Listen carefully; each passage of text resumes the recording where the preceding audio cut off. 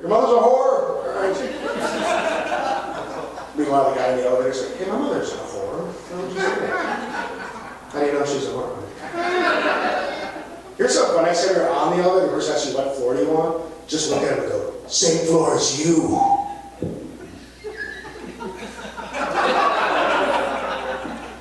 You guys are very creeped out by me. You guys don't know we should clear the barn. We should clear the barn.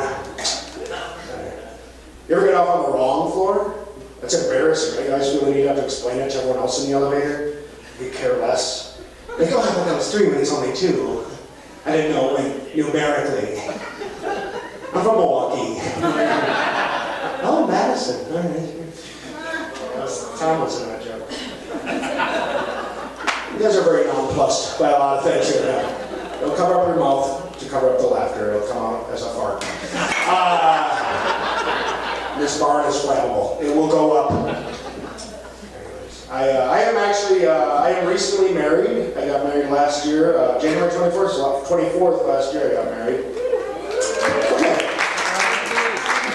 I feel like you guys feel sorry for me, or you look like a beaten man here, sir. She is great. She is a rescue. And well, we're just to say, it's about giving back. Are you married, sir? You look like you're married. You look like a veteran of marriage. Oh, there she is, hovering behind you. Get off me, let me have my time. What's your name, sir? Mike, and you, ma'am? Trisha. Mike and Trisha, how long have you guys been together? 5 years? Oh, that's not that long, okay. Now here's the thing, when I proposed to her a couple of years ago. I find a place you propose to somebody, it's also the same place where you might murder someone, right? It's always like on a hiking trail but near a cliff, I think in case it goes wrong, like, will you marry me? No. See ya! Like, Mike, where did you propose? This is a great story. Oh, is it? At a bar. Oh, boy. The story is older than Jose Hills here in Upland, huh? Yeah, she was on top of the bar doing her 6-shot rumble mix. I had my pants around my ankles. Vomiting. I knew she was the one. What bar were you at? Newport Beach. Oh, Newport Beach. Oh, I didn't even make Mutt Lynches. What's that? Mutt Lynches. Mutt Lynches. Oh, that sounds like a great story for the kids. Mutt Lynches. That sounds... It's iconic. First time I've heard of it. That's wonderful. Oh, did you approach her? Did she approach you? Oh, wow. Yeah. You were full of it. Mike, come on. Really? So he's saying you approached him? Sure. Sure. What are you saying happened that night? I was afraid. You were afraid? Come here, Mike. You want a hug? Mike, if this is some sort of hostage situation, we can get it out of here. We got the cowboy over here. He'll throw you on the back of his horse, get you down the hill. I think you guys made the move up to Upland, or what? Oh, move up. No. Oh, geez. Can't go insult the people here. Oh, no. Oh, God, no. We're still in Newport. We're slumming it tonight. Excuse us. Somebody from Claremont here tonight, folks. Excuse us, Your Majesty. Oh, boy. Don't ride off the cow. Claremont! Where are you guys from? Where do you live now? Oh, you live in Redwood. Yeah, you're not bad at this. Oh, what brought you in here? What the hell were you doing at Newport Beach 5 years ago? The beach. I'm eating chicks. Eating Trish there. Okay. Now here's the thing. I find that, what do you think the big key is to a good marriage? How have you kept together for 5 years? Nearly 60 months. What's the big secret? Church, what's the big secret? How do you guys keep it together? Got game. He's got game? Why are other women applauding? I don't understand. Yeah! Oh. Hung like a horse. Oh, this lady's woo!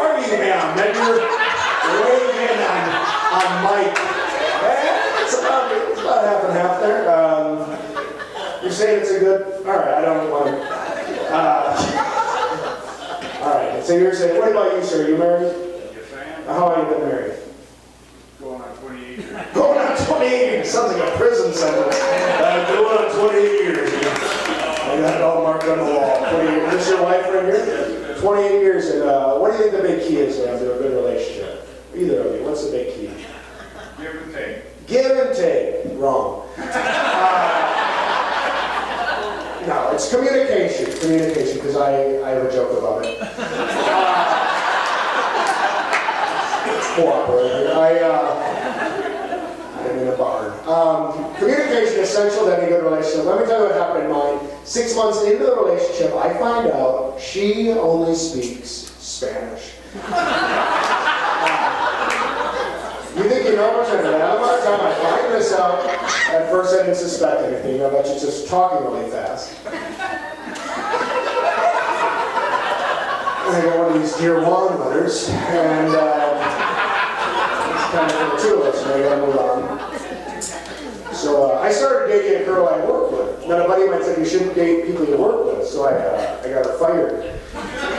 And seemed to upset her quite a bit. So I did a little research. I read this in the latest issue of Jugs. That he didn't want to interfere with that process. He would always say things like, you make your opportunities and you break your opportunities. It's your sale. You close the deal. And I'm like, I'm 7. I was 7 years old the first time he sent me out to work the neighborhood for Little League, and I come home and he's sitting on the couch and he's like, how did it go? How did it go? How many candy bars did you sell? Were there any? Did you go to all the houses? Were there any not homes? Did you write down the not homes? You can go to the not homes tomorrow. No, I'm 7, I said. I went to all the houses I'm allowed to walk to. And then I didn't go to any of the houses that said no soliciting, because the coach said you're not supposed to go there because those people don't want you. And he freaked out. You didn't go to the tomorrow. You go to the no soliciting. You know why those people got those signs up? They'll buy anything. They didn't even want those signs. Oh yeah, he's got a lot of advice too. Because I don't know if you know this, but show business is exactly like sales. Actually, in my father's mind, everything is exactly like sales. So he likes to say things, he says, you make your opportunities, you break your opportunities. He says, remember what Jesus said. Give a man a fish, that man knows where to go for fish. Teach a man to fish, and you've just destroyed your marketplace. Well, yeah, Jesus did not say that. Jesus didn't say that. He didn't say that. He didn't say kill them all sort them out. Any number of things, Dad. I love him, but he's a piece of work. He is out of his tiny lizard mind. Before the age of 7 in my family, there was a lot of hitting. Our parents hit us, we hit each other. It was the 70s. It was the golden age of hitting. Don't worry, it's over. But when I turned 7, there was a decision made in my family, no more hitting. We're not going to hit you, you can't hit each other. Sounds great. They didn't tell us what to do with what was now our bottled rage. My brothers were much older. They turned to drugs, alcohol, and the ladies. I was 7, these weren't available. My sister, 9, just turned to the ladies because she's a mover. And what I did was I crawled into a book, you guys. I did a little reading. And then I did a little reading, and then you know what I did? Some more reading.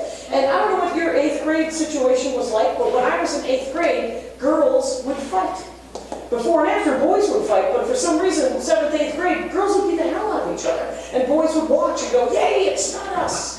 And I didn't get into fights because I had been told there was no hitting. But, okay, so and I was reading, but one girl came up to me in 8th grade and said, hey, the burnout girls are going to beat me up after school. Will you come and stand next to me while it happens?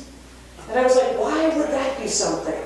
And she said, you don't have to fight. It would just be for moral support because they have a gang. And I was like, well, that's probably what a friend in my book would do. Let's do it. So we go after school. And I'm standing next to this kid, and I'm reading, and I'm waiting for the fight to begin. And I'm reading, and I'm waiting for the fight to begin. And the fight never begins. You know why the fight never begins? Because Spooky Reading Girl is there, creeping the hell out of everyone. I ruined 3 fights with this technique. 2 other girls came up to me and said, would you stand next to me while Vicki Emberts thinks about beating me up because it weirds her out? Yes, yes it will. Until finally the burnout girls were like, we're going to beat you up. We've had enough of this nonsense. And they start pushing me around. And I said, why is there hitting? I'm reading, why is there hitting? And one of the boys, who was just watching, accidentally pushed me and ripped my sweater. Now I have one sister. We have 3 sweaters for both of us, for all of junior high. And so I lost my tiny lizard mind. And I jumped on top of this kid and I started choking him and slamming his head against the ground. And they're pulling on me and they're like, you're killing him, you're killing him. And I said, yeah, I am. I'm gonna kill him. 3 sweaters, you guys, that's all we have. And that's why I did not kill that boy. What I said was, I said, I will kill him unless you people ignore me for the rest of your lives. I said it, I meant it, and it totally worked. All of junior high, all of senior high, the following 15 years, until Facebook was invented. Because I do Facebook, like a lot of people do Facebook, where you want to be my friend, confirm, confirm, confirm, and then I figure out who the hell you are. So, a couple of years ago, on my wall, people started posting from high school. Remember when you were weird? Remember all that? I want to see it. Okay, you were in the scene, and then I did mocking commentary on the side. So, feel free, go.